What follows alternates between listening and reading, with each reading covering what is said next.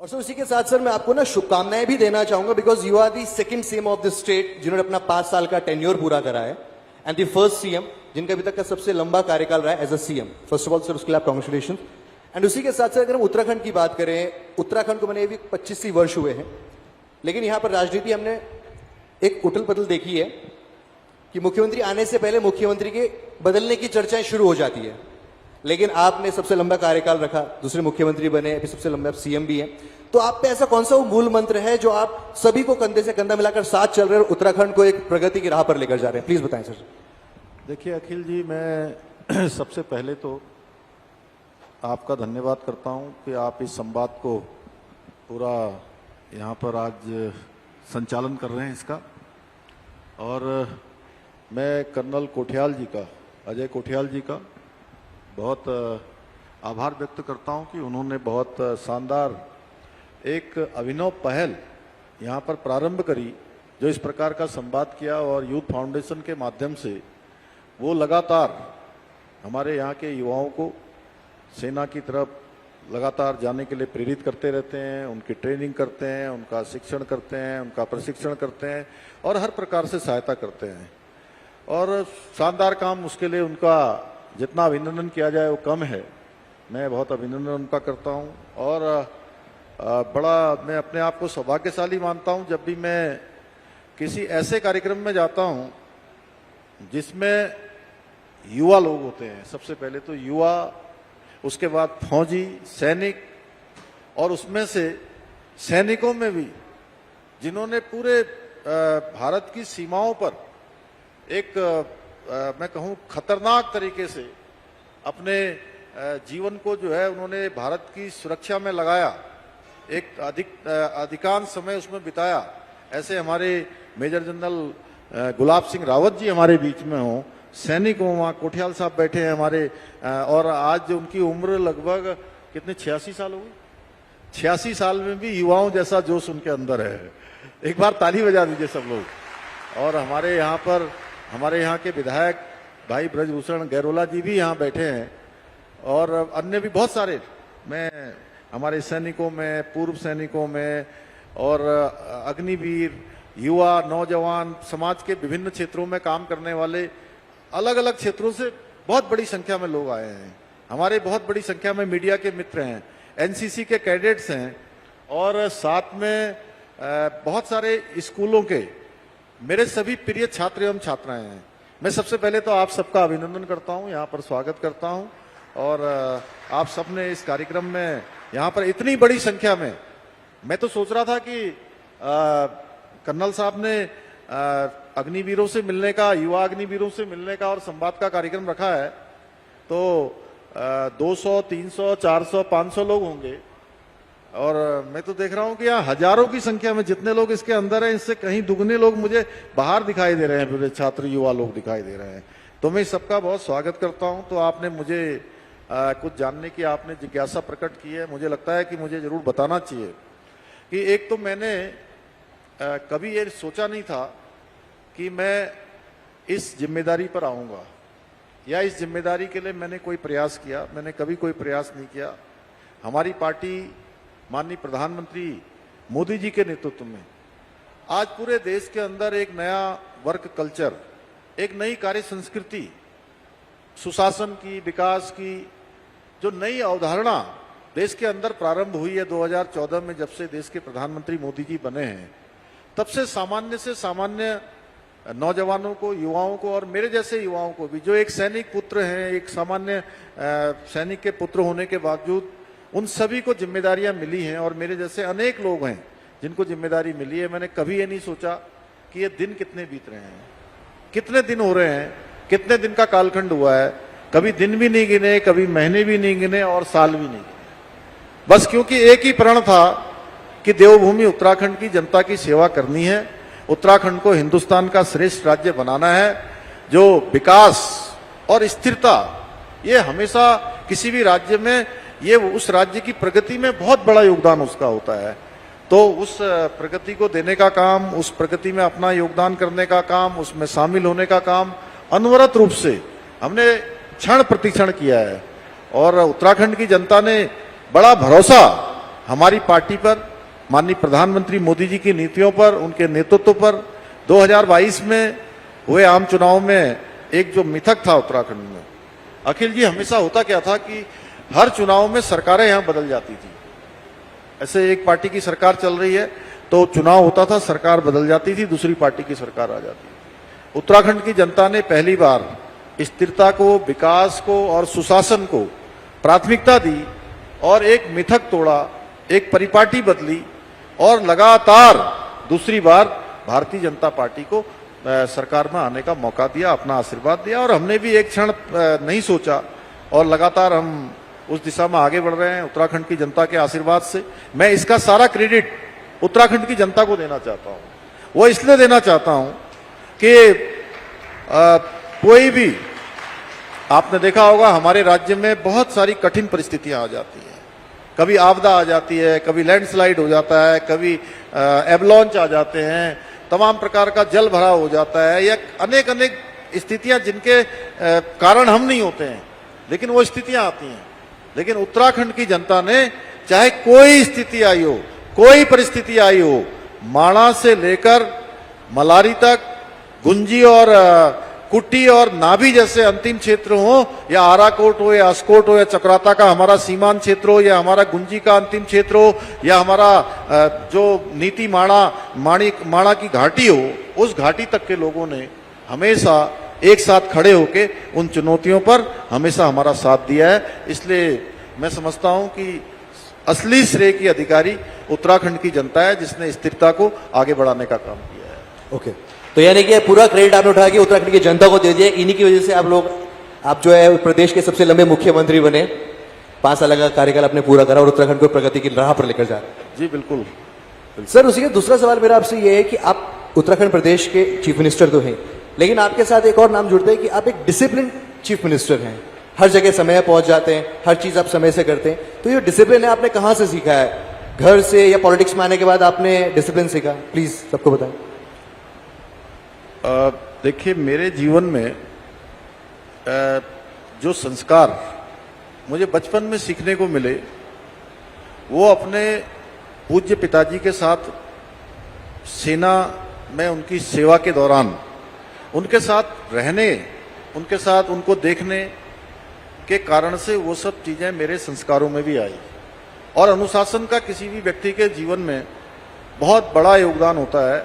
अगर किसी को जीवन में आगे बढ़ना है तो उसको स्व अनुशासन अपनाना होगा, क्योंकि दूसरे के द्वारा जो अनुशासन बनाया जाता है वो हो सकता है कभी टूट जाए, कभी छूट सकता है, कभी उसमें स्मरण कम हो। लेकिन अगर हमने स्व अनुशासन बना लिया, और ये स्व अनुशासन, ये इस प्रकार की आदतें, लोगों के हर सुख दुख में खड़ा होना, ये मैंने सेना को ही देखा। क्योंकि एक सैनिक कभी भी अपनी परवाह नहीं करता है, बल्कि जो उसके लिए, जो जहां पर उसकी जरूरत होती है, सबसे पहले उसको प्राथमिकता देता है। ये हमारी सेना का जो है एक विशेष वो है। और दूसरी बात, ये मैंने सेना में देखा, मैं बचपन में महार रेजिमेंट में रहा, मेरे पिताजी महार रेजिमेंट में थे। और जनरल बिपिन रावत साहब, जब मैं इस जिम्मेदारी पर आया तो वो, उनसे मेरी भेंट हुई तो उन्होंने मुझे कहा कि आपके पिताजी की जो रेजिमेंट है, हम चाहते हैं कि आपका एक, सबसे पहले वहां पर एक कार्यक्रम होना चाहिए। और उन्होंने मेरा कार्यक्रम सागर में, मध्य प्रदेश में, उस रेजिमेंट में लगाया।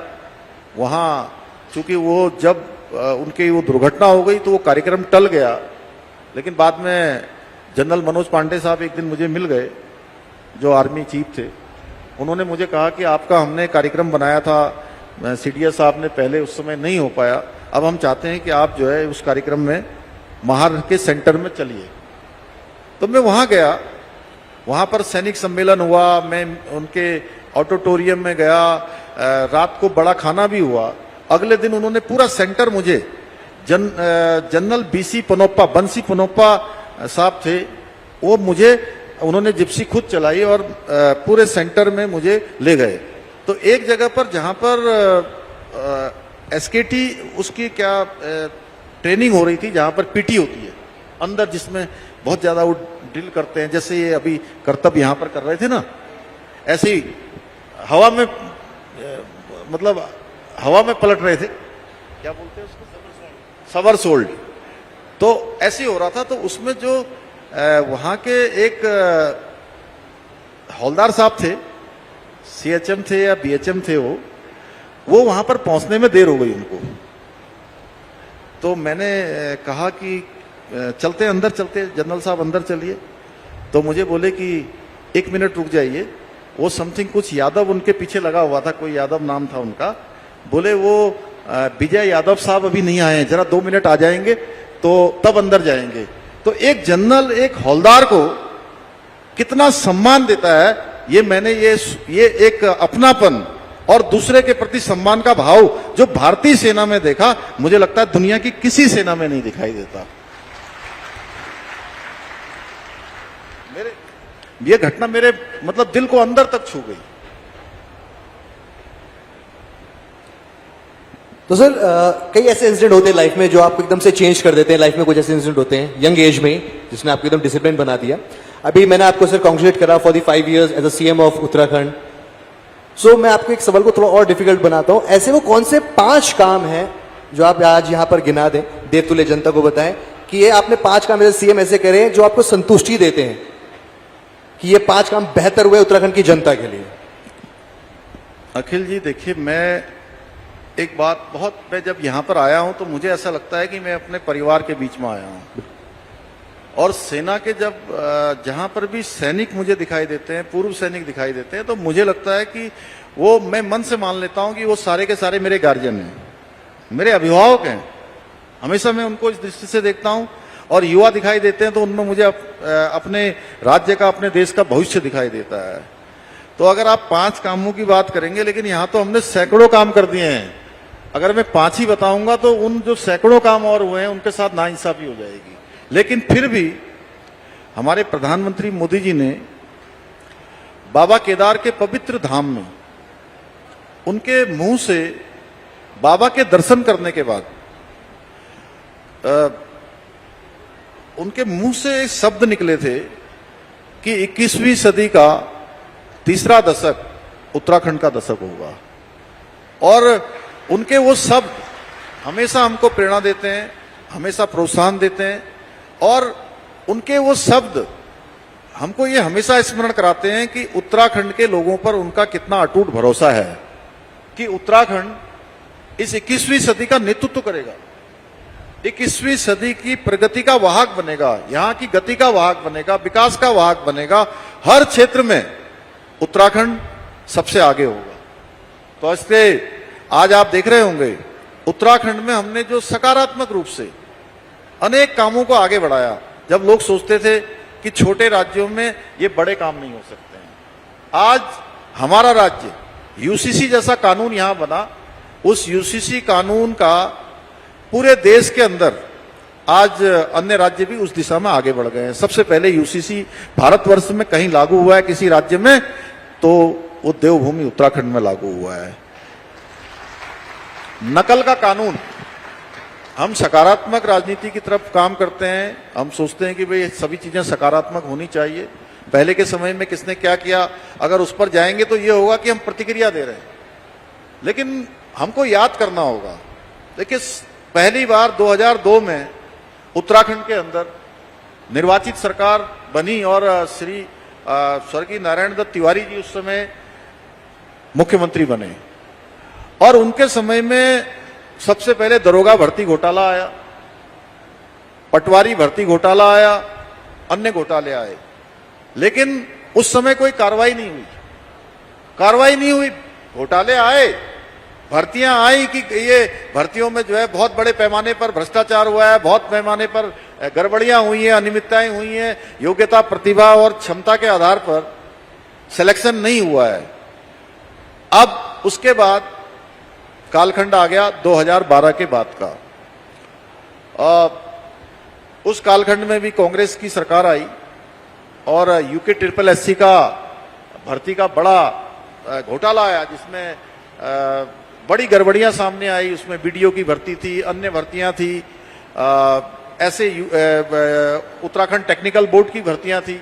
उन सभी में गड़बड़ियां पाई गई, लेकिन किसी में कार्रवाई नहीं हुई। भाइयों बहनों, हमारे समय में जैसे ही इन भर्तियों के प्रकरण आए, हमने सबसे पहले पूरे देश का सबसे सख्त नकल विरोधी कानून लागू किया और इस नकल विरोधी कानून में हमने उम्र कैद तक की सजा का प्रावधान किया और 100 से भी अधिक नकल माफियाओं को जेल की सलाखों के पीछे भेजने का काम किया।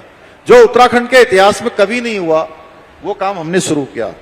हमने छिपाया नहीं, हमने कभी ये नहीं कहा कि नहीं सब अच्छा हो रहा है। हमने उसको स्वीकार किया और स्वीकार करके उसको सुधारने की दिशा में हम आगे बढ़े और उसी का परिणाम है कि आज उत्तराखंड के अंदर रिकॉर्ड भर्तियां 34,000 का ये आंकड़ा भर्तियों का पार हो गया है और एक भी भर्ती में ना पर्ची चली है, ना कोई खर्ची चली है, बिना पर्ची बिना खर्ची के, यानी कि कोई भ्रष्टाचार नहीं, कोई नकल नहीं, कोई अनियमितता नहीं। और ऐसे ऐसे लोग, देखिए बोलने से मैं बहुत बोलने पर विश्वास इसलिए नहीं करता हूं कि आप बोलेंगे, अगर सच नहीं बोलेंगे तो आपकी बात को सच नहीं माना जाएगा, लेकिन अगर आपका काम अच्छा होगा तो आपको बोलने की जरूरत नहीं पड़ेगी, आपका काम बोलेगा। इसमें से भी बहुत सारे युवा होंगे जो आज जिनके आसपास के लोग हमारे सैनिक हैं, हमारी माताएं बहनें बड़ी संख्या में यहां आई हैं। आप देखते होंगे कि जो बच्चे पहले 5 साल पहले 6 साल पहले परीक्षाओं में भाग तो लेते थे, खूब मेहनत करते थे, पढ़ाई करते थे, ट्रेनिंग करते थे, कोचिंग करते थे, उनके माता पिता कोई गाय पालकर, भैंस पालकर, दूध बेचकर, घी बेचकर या चाय की छोटी दुकान चलाकर या कोई सब्जी बेचकर या छोटी कोई परचून की दुकान चलाकर अपने बच्चों को या छोटे से अपनी मेहनत मजदूरी करके अपने बच्चों को पढ़ने लिखने के लिए भेजते थे। लेकिन रिजल्ट जब आता था, क्या होता था? रिजल्ट में उनके बच्चों का नाम नहीं आता था, चयन उनका हो जाता था, सिलेक्शन उनका होता था जो नकल माफियाओं के साथ साठगांठ किए हुए थे। लेकिन इन सालों में यह व्यवस्था बदल गई। अब सामान्य से सामान्य बच्चे का भी, सामान्य से सामान्य बेटी और बेटे का चयन हो रहा है। गरीब माता पिता के बेटे बेटियों को एक साथ 1 परीक्षा, 2 परीक्षा, 3 परीक्षा, 4 परीक्षा और कुछ कुछ को तो 5 परीक्षाओं में एक साथ सिलेक्शन हो रहा है। यह बदल गया है उस समय में से और अब के समय में से, यह अंतर आया है। मुझे लगता है कि ये एक बहुत बड़ी उपलब्धि है। हमारी माताएं बहनें आज कितने सारे उत्पाद बना रही हैं। आप उत्तराखंड के अंदर जाइए, किसी कार्यक्रम में जाइए, आपको दिखेगा कि हमारी माताओं के ने, बहनों ने, हमारी मातृशक्ति ने आज कितनी तरक्की कर ली है। उनके द्वारा जो उत्पाद बनाए जा रहे हैं उनको हम प्रोत्साहन दे रहे हैं। हमने हाउस ऑफ हिमालय ब्रांड शुरू किया है और इस ब्रांड के माध्यम से उनके प्रोडक्टों को आज देश और दुनिया में पहचान मिल रही है। और 2,65,000 हमारे राज्य के अंदर आज लखपति दीदी बन गई हैं। महिलाओं के क्षेत्र में हमने 30% का आरक्षण उनके लिए सुनिश्चित किया है सरकारी नौकरियों में उत्तराखंड की, क्योंकि उत्तराखंड की जो महिलाएं हैं वो कठिन परिस्थितियों में काम करती हैं। अखिल जी, मैंने अपनी मां को देखा है किस प्रकार से घर भी चलाती हैं, किस प्रकार से जो है अपने गाय भैंस को देखती हैं, किस प्रकार से अब तो देखिए मोदी जी के समय में उज्ज्वला योजना आ गई, हर घर नल से जल जाने लगा, जगह जगह शौचालय बन गए, जगह जगह अन्य काम शुरू हो गए, तमाम प्रकार के आयुष्मान भारत योजना लागू हो गई। लेकिन पहले के समय में कितना कठिन होता था। जो पहले के समय के लोग बैठे हैं वो जानते हैं कि पहाड़ों में कितना कठिन जीवन उनका होता था। तो आज 30% का आरक्षण मिलने से हर क्षेत्र में उनकी भागीदारी बढ़ गई है। स्वयं सहायता समूह के माध्यम से शानदार उत्पाद वो बना रही, कोई सिलाई के, कढ़ाई के, बुनाई के, खाने के, तमाम प्रकार के जो उत्पाद बन रहे हैं उनकी मांग आज पूरे देश दुनिया के अंदर हो रही है। तो इस प्रकार से आज चाहे महिलाओं का क्षेत्र हो, युवाओं का क्षेत्र हो, चाहे हमारा यूसीसी कानून लागू करना हो, यहां दंगा रोकने का कानून लागू करना हो, या सबसे पहले पूरे देश में मदरसा बोर्ड समाप्त करके सबके लिए अच्छी शिक्षा का प्रावधान हो, सारे बच्चों को पढ़ने का अधिकार मिलना चाहिए। उसके लिए हमने सबसे पहले उत्तराखंड में अल्पसंख्यक शिक्षा में सुधार का जो है प्राधिकरण हमने बनाया है। पूरे देश के अंदर सबसे पहले हमने शुरुआत की है किसानों के लिए हम आज इतने सारे एप्पल मिशन, कीवी मिशन, तिमरू मिशन, महक क्रांति, ड्रैगन नीति, इसके माध्यम से आज अनेक कामों को आगे बढ़ रहे हैं। आज हमारा राज्य देखिए हर क्षेत्र में आगे बढ़ रहा है। पूरे देश के अंदर उत्तराखंड सस्टेनेबल डेवलपमेंट गोल्स में, सतत विकास के लक्ष्यों को प्राप्त करने में पूरे देश के अंदर आज हमारा उस इंडेक्स में पहला नंबर आता है। भाइयों बहनों, ये पूरे उत्तराखंड की सफलता है कि कई सारे मानकों को पार करने के बाद उत्तराखंड का नाम जो है पहले नंबर पर आता है। आज फिल्म के क्षेत्र में मोस्ट फिल्म फ्रेंडली स्टेट का हमको 4 वर्ष से लगातार जो है पुरस्कार मिल रहा है। हमको पर्यटन के क्षेत्र में मिल रहा है, मत्स्य के क्षेत्र में मिल रहा है, हमें कृषि के क्षेत्र में मिल रहा है, हमें निर्यात तैयारी सूचकांक में हमको उसमें पुरस्कार मिल रहा है। हमारा राज्य आज जो है जो 4000 करोड़ रुपए के बजट से शुरू हुआ था, वो बजट हमारा 1 लाख करोड़ को पार कर गया है। हमारे यहाँ होम स्टे की संख्या 50% बढ़ गई है, होटल जो है 25% बढ़ गए हैं। और सबसे बड़ी बात है कि हमारे राज्य के युवा जो अपने रोजगार की तलाश में अपने घरों से बहुत दूर चले गए थे, अब वो वापस अपने घरों को आ रहे हैं, रिवर्स पलायन कर रहे हैं। आप देखिए अभी 4 धाम यात्रा चल रही है, एक रिकॉर्ड 45 लाख का आंकड़ा पार हो गया। हेमकुंड साहब यात्रा चल रही है, आदि कैलाश यात्रा चल रही है, कैलाश मानसरोवर यात्रा चल रही है। हर यात्रा एक रिकॉर्ड बना रही है। पिछले 4 सालों की अगर मैं बात करूं तो 24 करोड़ से भी ज्यादा पर्यटक हमारे राज्य के अंदर आए हैं, जो अपने आप में एक उदाहरण है। इतने सारे काम है कि मैं अगर एक बताऊंगा तो आपने कहा कि 5 बताइए।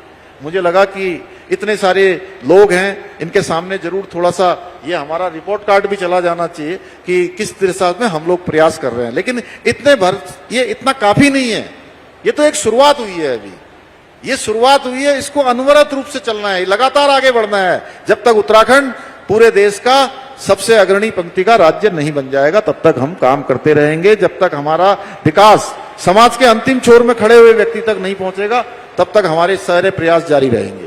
बिल्कुल। अब जैसे आपने सर यहाँ पर अपने एक काम गिनाया, तो मैं थोड़ा और इजी कर देता हूँ। कल ही मुझे पता चला कि उत्तराखंड को एनसीसी एकेडमी भी मिल रही है, तो इसमें ये भी पता चला कि आपने इसके लिए बहुत कोशिश करी, तो ये कैसे पॉसिबल हो पाया सर? देखिए, आज हमारे लिए बड़े सौभाग्य की बात यह है कि हमारे प्रधानमंत्री मोदी जी का हमारे राज्य से बहुत लगाव है। और उन्होंने अपने बहुत आज से 50 साल पहले उन्होंने बहुत समय हमारे राज्य के अंदर अपना उन्होंने घूमे हैं, गए हैं, अलग अलग स्थानों के दर्शन किए हैं, लोगों से मिले हैं, तो वो यहाँ की चुनौतियां जानते हैं, यहाँ की परेशानियां जानते हैं। इसलिए कभी भी हम किसी भी मामले में, चाहे एनसीसी की बात हो, चाहे हमारा एम्स का सेंटर खुलना हो, या हमारा हवाई अड्डे का विस्तार होना हो, यहाँ के जो बड़े लंबे समय से रुकी हुई परियोजनाएं, देहरादून का जैसे सौंग डैम बन रहा है, यहाँ लखवाड़ डैम बन रहा है, जमरानी बांध हल्द्वानी में बन रहा है, या अब आने वाले समय में किसाऊ बांध परियोजना जो राष्ट्रीय महत्व की है, उन सभी को आज स्वीकृति मिल रही है। तो मैं समझता हूं कि हम प्रयास करते हैं, अच्छा होता है कि जो है हमारे प्रयास को वहां से भी जो है प्रोत्साहन मिलता है, समर्थन मिलता है। और यही डबल इंजन की सरकार है इसीलिए लोग आज पूरे देश में डबल इंजन को प्राथमिकता दे रहे हैं। जो राज्य की जरूरत है उसको भारत सरकार स्वीकृति देती है। राज्य और केंद्र दोनों मिलकर एक साथ विकास को आगे बढ़ाते हैं, उसमें ये भी है हमारा, ये भी है। और उत्तराखंड में बहुत जल्दी एनसीसी एकेडमी मिली है। तो सर मेरा एक और सवाल आपसे है कि आपको ना एक सनातनी सीएम के तौर पे देखा जाता है। आप जितने भी काम करते हैं तो कुछ लोग कहते हैं ये हमारे सीएम है धर्म रक्षक धामी, तो सर इस पर क्या कहना चाहेंगे आप? देखिए भाई, मैं देवभूमि उत्तराखंड का मुख्य सेवक हूं और सनातन का जयघोष देवभूमि से नहीं होगा तो कहां से होगा। और कुछ लोग सनातन के बारे में आपने देखा होगा, एक विशेष वर्ग का वोट पाने के लिए कुछ लोगों ने बयान दिए कि सनातन मलेरिया है, सनातन वायरल है, सनातन डेंगू है। मैं कहता हूं कि सनातन हमारी जीवन पद्धति है। सनातन था,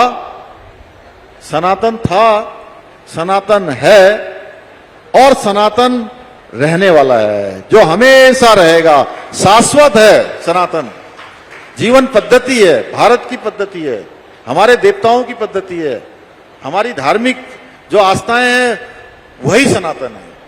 अच्छे मार्ग पर चलना, सच्चे कार्य करना, अच्छे कार्य करना, न्याय के लिए कार्य करना, सबके लिए जीना, धर्म के अनुसार कार्य करना, यही सनातन है। बिल्कुल। सर अब थोड़ा हम सोशल मीडिया की तरफ चलते हैं, थोड़ी सीरियस बात हुई है, थोड़ा माहौल को हल्का करते हैं। आज के टाइम में यूथ की अगर हम बात करें तो सोशल मीडिया पर काफी एक्टिव रहता है, और आप भी सोशल मीडिया पर एक्टिव रहते होंगे, तो कभी आपसे ऐसा हुआ कोई ना कोई सोशल मीडिया में मीम कमेंट देखकर आपको हंसी आई हो, लगा हो यार क्या है, सोशल मीडिया की बात कर रहे हैं? देखिए, सोशल मीडिया की दुनिया के जहां बहुत सारे आज एडवांटेज हैं कि कोई सामान्य से सामान्य व्यक्ति भी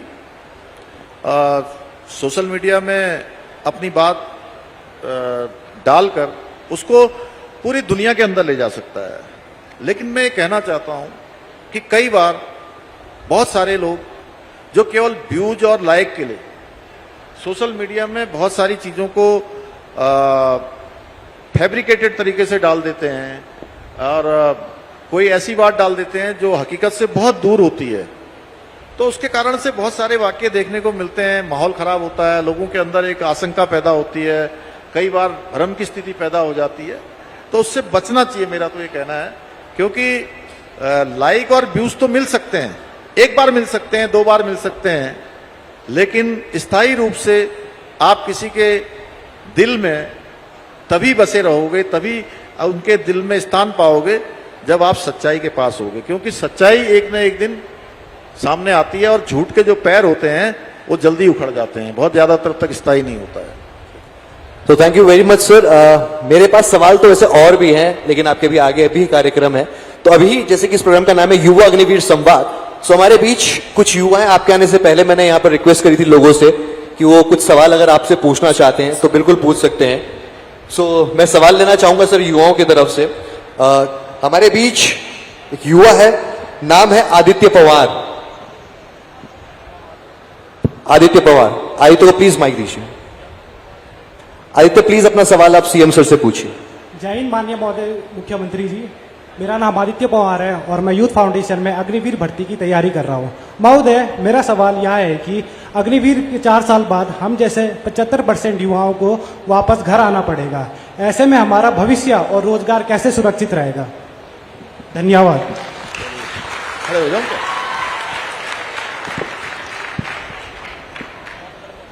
आदित्य जी, एक तो मैं सबसे पहले आपका बहुत अभिनंदन करता हूं कि आपने अपनी बात के माध्यम से अन्य बहुत सारे जो हमारे युवा आज अग्निवीर में जा रहे हैं या अग्निवीर की तैयारी कर रहे हैं, उन सबके मन में जो हो रहा होगा वो आपने यहाँ पर रखा है। लेकिन मैं कहना चाहता हूँ कि देखिए, जब आप अग्निवीर का 4 साल का जो टेन्योवर है वो पूरा करके आएंगे, तो उस समय आप पूरी तरह से, एक तरह से, हर तरह से आप पारंगत हो चुके होंगे। आपकी स्किलिंग भी हो चुकी होगी, आपका प्रशिक्षण, आपकी ट्रेनिंग, और एक जिम्मेदार व्यक्ति के नाते देश के हर क्षेत्र में जाने के लिए आपकी जो आवश्यकता, जो एक तरह से मैं कहूं कि उसकी जो आहर्ताएं होती हैं, वो सभी आप पूरी कर चुके होंगे। और अब अग्निवीरों के लिए उनका भविष्य शानदार रहे, उनको सोचना न पड़े, उसके लिए भारत सरकार ने, गृह मंत्रालय ने पहले ही जो है बहुत सारे आदेश कर दिए हैं, बहुत सारे प्रावधान कर दिए हैं। हमारे जितने भी पैरामिलिट्री फोर्सेज हैं उनमें अग्निवीरों के लिए स्थान सुरक्षित कर दिया है। हमने भी राज्य के अंदर 10% का हमने आरक्षण भी सुनिश्चित कर दिया है, और पुलिस विभाग है, हमारा फॉरेस्ट विभाग है, आपदा प्रबंधन विभाग है, अन्य विभाग, जहां जहां भी संभावनाएं हो सकती हैं, उन संभावनाओं के सारे जो द्वार हैं, सारी संभावनाएं हमने उसके लिए आगे बढ़ा दी हैं। तो उत्तराखंड का हर एक अग्निवीर अपने को ये न सोचे कि 4 साल बाद मैं क्या करूंगा, उसके लिए हमने सारी व्यवस्थाएं भी की हैं। और मैं आज ये भी कहना चाहता हूं आज के अवसर पर कि हम एक अग्निवीर के लिए विशेष रूप से एक सेल का गठन भी सबसे पहले उत्तराखंड में हम करने वाले हैं। और उस सेल को जहां हमारे कर्नल साहब अजय जी और हमारे मेजर जनरल साहब जो है गुलाब सिंह जी जैसे लोगों का हमको पूरा उसमें उस टीम का सहयोग मिलेगा, वहीं जो अग्निवीर करके आएंगे विशेष रूप से उस सेल की जिम्मेदारी हम उन्हीं लोगों को देंगे जिससे कि अग्निवीरों के सामने क्या क्या समस्याएं आ सकती हैं, कैसे उनका समाधान हो सकता है, उनके माध्यम से हम लोग सब लोग मिलकर उन अग्निवीरों के लिए काम करेंगे। क्योंकि वो कोई अपने घर का काम तो नहीं कर रहे हैं, वो तो पूरे देश का काम करने के लिए गए हैं, पूरे देश की सेवा के लिए गए हैं, देश की सुरक्षा और रक्षा के लिए गए हैं। इसलिए हमारा दायित्व तो बनता है कि हम सब उसको करें। और हमारे प्रधानमंत्री मोदी जी के नेतृत्व में हमारे गृह मंत्री जी अमित शाह जी लगातार इसकी चिंता कर रहे हैं, रक्षा मंत्री जी चिंता कर रहे हैं और हम लोग भी चिंता कर रहे हैं। इसलिए आपको बिल्कुल चिंतित होने की आवश्यकता नहीं है, आप बेफिक्र होकर अपनी सेवाएं दीजिए। Thank you sir. I hope Aditya आपको आपके सवाल का जवाब मिल गया है। अग्निवीर सेल की यहां पर सर ने बात करी है तो बहुत कुछ आज यहां पर होगा। दूसरा सवाल हमारे बीच पूछा है अमृता ने। अमृता जी आप कहां पर हैं? अमृता। अच्छा, अमृता जी।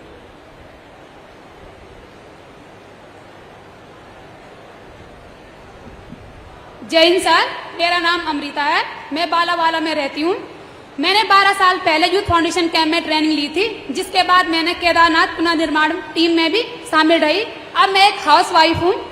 मुख्यमंत्री जी, आपने कहा कि सभी अग्निवीरों को 4 साल बाद रोजगार की व्यवस्था की जाएगी, लेकिन उत्तराखंड में पहले से ही बहुत से बेरोजगार युवा हैं। सरकार पहले किसके लिए रोजगार की व्यवस्था करेगी, अग्निवीरों के लिए या उन युवाओं के लिए?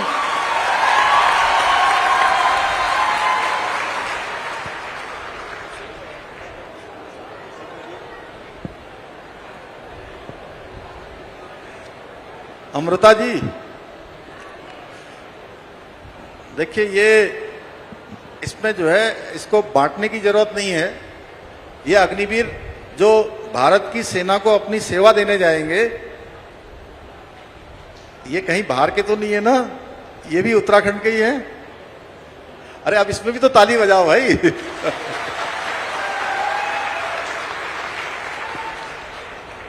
ये भी उत्तराखंड के हैं और जो उत्तराखंड के हमारे युवा लोग हैं वो भी उत्तराखंड के हैं। तो ये बाहर के नहीं है, इसमें हमको डिफ्रेंशिएट नहीं करना है, अलग अलग नहीं करना है। और हमारे उत्तराखंड के जो अग्निवीर में होंगे और जो हमारे युवा होंगे, हम उनके लिए भी बहुत सारी योजना चला रहे हैं। अभी मैंने बताया कि 34,000 से अधिक युवाओं को हम अभी तक सरकारी नौकरियां उनको पारदर्शिता के आधार पर दिलाने का हमारा प्रयास रहा है, उनको मिल चुकी हैं, आगे भी मिलेगा।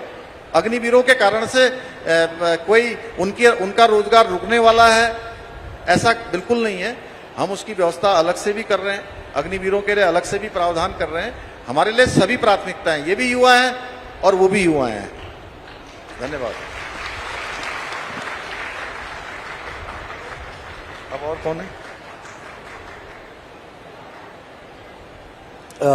अब नेक्स्ट बताइए। अच्छा सर, अब हम यहाँ पर हमारे बीच सर कुछ पूर्व सैनिक भी मौजूद हैं। तो सर मैं एक नाम मुझ तक पहुंचा है कैप्टन सुमेर सिंह जी का, 5th गढ़वाल से। कहां पर होंगे captain Sumer Singh ji? Please mic दीजिए। हेलो, माननीय मुख्यमंत्री जी, आप एक सैनिक पुत्र हैं और सैनिक पुत्र होते हुए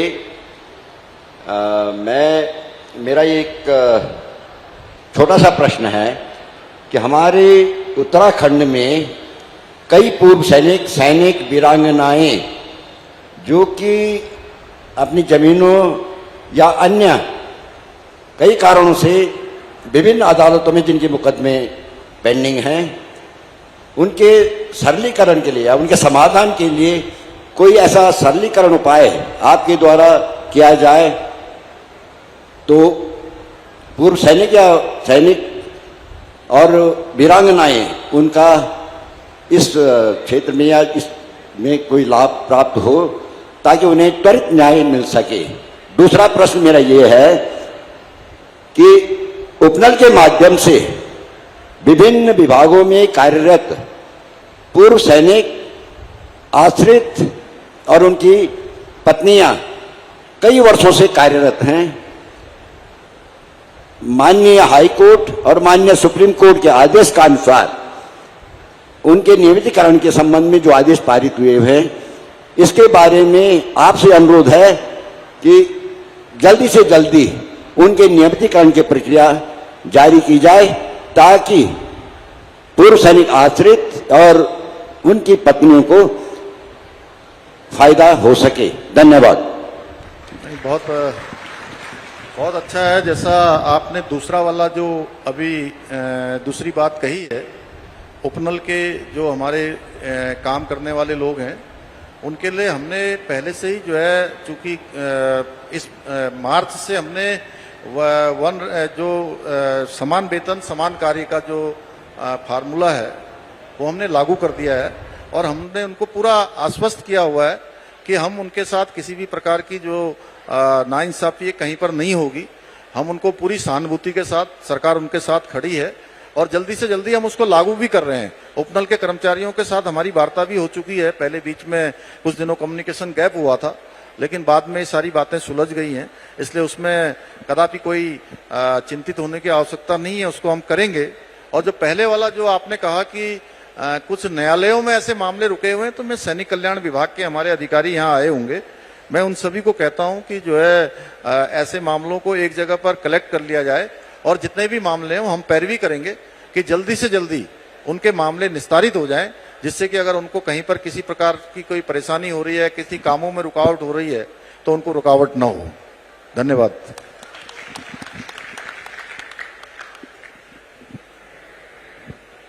अब और हैं? सर एक और सवाल हम राकेश ध्यानी जी।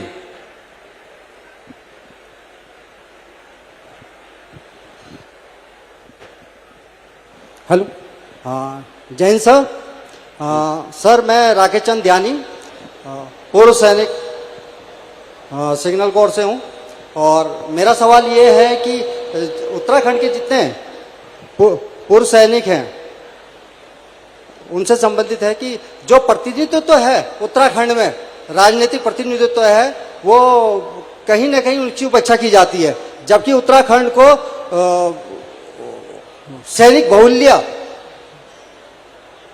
कहा जाता है, लेकिन प्रतिनिधित्व के मामले कहीं ना कहीं उसकी उपेक्षा की जाती है, जबकि महिलाएं से लेकर युवाओं तक और किसी भी वर्ग में उनको कहीं ना कहीं प्रतिनिधित्व मिलता है, लेकिन जब सैनिक की बात आती है तो उनकी उपेक्षा की जाती है। मेरा सवाल यही है कि उत्तराखंड में सैनिक बहुल्य राज्य होने के बावजूद भी सैनिकों को राजनीतिक क्षेत्र में उनके प्रतिनिधित्व तो मिलना चाहिए, यही मेरा सवाल है। जी राकेश जी, देखिए आपका सवाल अपनी जगह पर बिल्कुल सही हो सकता है, लेकिन मैं आपको बताना चाहता हूं कि हमारे राज्य को 25 साल हो गए, 26वें साल में हम चल रहे हैं राज्य गठन के बाद, और हमारे राज्य में अभी जिनका निधन हुआ, मेजर जनरल भुवन चंद खंडूरी जी, वो हमारे राज्य के मुख्यमंत्री रहे। हमारे जो सैनिक कल्याण विभाग के जो मंत्री हैं वो हमारे श्रीमान गणेश जोशी जी, वो भी सेना में अपनी सेवा देकर आए।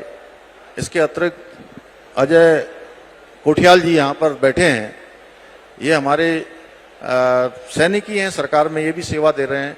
यहाँ पर कर्नल रघुवीर भंडारी जी होंगे, इनके साथ कहाँ हैं भंडारी जी, बैठे हैं कहीं, वो भी दे रहे हैं।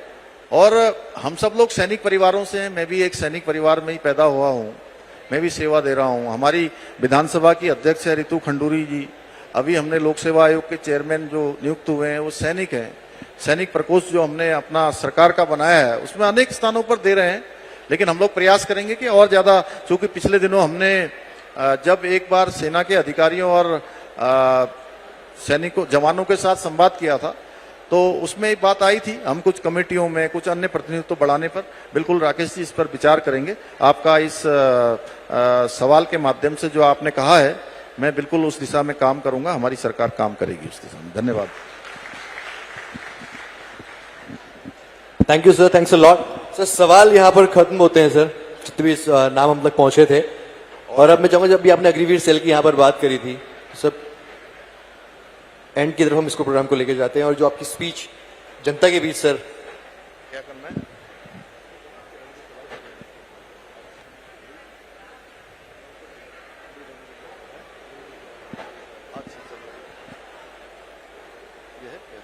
अग्निवीर वाला यार, चलिए हैं?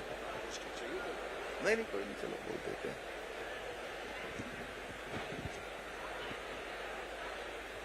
तो मैं तो चाहता था कि आप सबके सभी लोगों से बात करूं, लेकिन चूंकि काफी सारे सवाल आए, बहुत सारे लोगों को और सुनना चाहते थे, सबको सुन नहीं पा रहे हैं। बस मैं यही कहना चाहता हूं, क्योंकि युवाओं को, अग्निवीरों को लेकर हमारी सरकार पूरी तरह से संवेदनशील है और हम पूरी तत्परता से इन कामों को आगे बढ़ाएंगे कि एक भी अग्निवीर अपनी सेवा पूरी करके जब घर वापस लौटकर आएगा तो उसको खाली न बैठना पड़े, उसको कोई न कोई काम मिलना चाहिए। यह हमारी प्राथमिकता है, यह हमारा संकल्प है, क्योंकि यह देवभूमि के साथ साथ वीर भूमि भी है। इस वीर भूमि से देश की सेवा की रक्षा के लिए यहाँ के लोगों ने, यहाँ के हमारे रणबांकुरों ने, वीरों ने हमेशा बढ़ चढ़कर भाग लिया है। चाहे कोई युद्ध हो, पहला विश्व युद्ध हो, दूसरा विश्व युद्ध हो, या 47 में 48 में कब्बालियों के साथ लड़ाई हो, या 62 में भारत चीन युद्ध हो, 65 का युद्ध हो पाकिस्तान के साथ, या 71 में बांग्लादेश की लड़ाई हो जिसमें बांग्लादेश बना था, या उसके बाद कोई भी ऑपरेशन चले हों, उन सभी में हमारे सैनिकों ने, देवभूमि के वीरों ने बहुत बढ़ चढ़कर भाग लिया है। इसलिए सेना हमारे लिए कोई राजनीति का विषय नहीं है, सेना हमारे लिए एक सम्मान का विषय है, विश्वास का विषय है और हमारे परिवार का विषय है। क्योंकि मैं हमेशा से मानता हूं कि सेना और सेना के लोग हमारा परिवार हैं, उसको लेकर हम हमेशा से प्राथमिकता से काम करते रहे हैं। और हमारी सरकार ने सैनिकों और शहीद परिवारों के लिए कुछ निर्णय भी लिए। आप सबको मुझे बताते हुए ये संतोष है कि यहाँ पर जो हमारे राज्य के अनुग्रह राशि थी वो बहुत कम होती थी, और उस राशि को हमने बढ़ाकर 10 लाख रुपए से 50 लाख रुपए करने का निर्णय लिया। आज सभी परिवारों को 50 लाख रुपए की धनराशि मिल रही है, और राशि से हम किसी परिवार को उनका बेटा, उनका पति, उनके परिवार का सदस्य वापस नहीं कर सकते हैं, लेकिन केवल हम इतना है कि उनके साथ खड़े हो सकते हैं, उनकी सहायता में खड़े हो सकते हैं, उनको सहायता कर सकते हैं। इसलिए हमने निर्णय लिया था। इसके साथ साथ आश्रितों को, जो भी उनके परिवार के सदस्य हैं, उनको सरकारी सेवा में सेवायोजित करने का भी निर्णय लिया। सरकारी नौकरी में पहले आवेदन करने की जो सीमा होती थी वो 2 वर्ष होती थी, उसको हमने 2 वर्ष से बढ़ाकर 5 वर्ष करने का निर्णय लिया। क्योंकि जैसे ही उस परिवार में इतनी बड़ी घटना होती थी, और घटना के बाद चूंकि 2 साल ऐसे ही बीत जाते हैं, बहुत सारे परिवार व्यवस्थित नहीं हो पाता है, अपने पैरों पर खड़ा नहीं हो पाता है, इसलिए इस समय सीमा को भी हमने 5 साल किया कि 5 साल तक वो आवेदन कर सकते हैं। वीरता पुरस्कार प्राप्त सैनिकों के सम्मान में भी उल्लेखनीय तरह से हमने कई सारी वृद्धियां की हैं। युद्ध में विधवाओं एवं दिव्यांग सैनिकों के लिए भी विशेष सहायता का प्रावधान किया है। पूर्व सैनिकों के लिए सम्मानजनक अंतिम संस्कार हेतु कि उनका सम्मान पूरे राजकीय सम्मान के साथ हो, उसका भी प्रावधान हमने किया है। और प्रदेश में सभी सैनिकों के प्रति हमारी श्रद्धा, हमारी आस्था और उनके प्रति सम्मान व्यक्त करने के लिए हम देहरादून में ही एक सैन्य धाम का निर्माण कार्य अंतिम चरण पर है। बहुत जल्दी आप सबको आमंत्रित करेंगे, आप सबको आमंत्रित करके उस सैन्य धाम को भी राज्य और देश को समर्पित करने वाले हैं, जो अपने आप में बहुत बड़ा एक स्थल होगा, हमारा पवित्र स्थल होगा। आज के इस अवसर पर मैं कुछ घोषणा भी करना चाहता हूं कि पर्यटन विभाग की जो होम स्टे योजना है, इसके अंतर्गत पूर्व सैनिकों तथा अग्निवीरों को होम स्टे स्थापित करने के लिए जो अनुदान मिलता है, उससे भी विशेष अनुदान इस पूर्व हमारे सैनिकों को और अग्निवीरों को दिया जाएगा। और जो भी अग्निवीर हमारे सेवा मुक्त होकर लौटेंगे, राज्य सरकार की विभिन्न योजनाओं का लाभ दिलाने के लिए एक समर्पित सेल भी बनाया जाएगा। मैं इसकी घोषणा करता हूं। और सीमावर्ती गांवों में स्थानीय निवासियों, पूर्व सैनिकों एवं अग्निवीरों को स्वरोजगार से संबंधित अवस्थापना सुविधाएं विकसित करने हेतु विशेष अनुदान स्वीकृत किया जाएगा।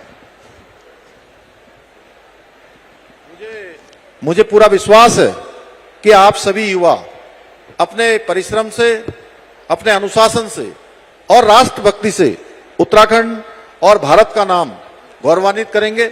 जिस क्षेत्र में भी जाएंगे उस क्षेत्र में देवभूमि की मिसाल भी सबके स्मरण में आएगी। आप सब ऐसा काम देश के लिए करेंगे। आप केवल अपने परिवार का ही नहीं बल्कि आने वाले समय में पूरे देश और प्रदेश का आप सब भविष्य हैं। आप भविष्य के कर्णधार हैं। आप अमृतकाल के वाहक हैं। मुझे पूरा विश्वास है कि आप सभी राष्ट्र हित को सर्वोपरि रखते हुए विकसित भारत के लिए श्रेष्ठ उत्तराखंड निर्माण के हमारे विकल्प रहित संकल्प को पूरा करने में अपना योगदान सुनिश्चित करेंगे। मैं एक बार फिर से कर्नल अजय कोठियाल जी को इस नवोदित पहल के लिए उनका बहुत आभार व्यक्त करता हूं, उनकी पूरी टीम का, आए हुए सभी अतिथियों का और मेजर जनरल गुलाब सिंह रावत जी का और अन्य सभी यहाँ पर जितने भी हमारे धीरेन्द्र पवार जी से लेकर तमाम हमारे माननीय विधायक जी, कोठियाल साहब, हमारे रावत जी, राजीव जी और सबका मैं अपनी ओर से बहुत धन्यवाद करते हुए, हमारी माताएं बहनें भी बड़ी संख्या में आए हैं, पूर्व सैनिक आए हैं, हमारे युवा कैडेट्स आए हैं, यूथ फाउंडेशन की पूरी टीम और हमारे साथी दिनेश मानसेरा जी और उन लोगों को भी सबको मैं अपनी ओर से बहुत आभार व्यक्त करते हुए अपनी बात को समाप्त करता हूं। बहुत बहुत धन्यवाद। जय हिंद, जय भारत, जय उत्तराखंड,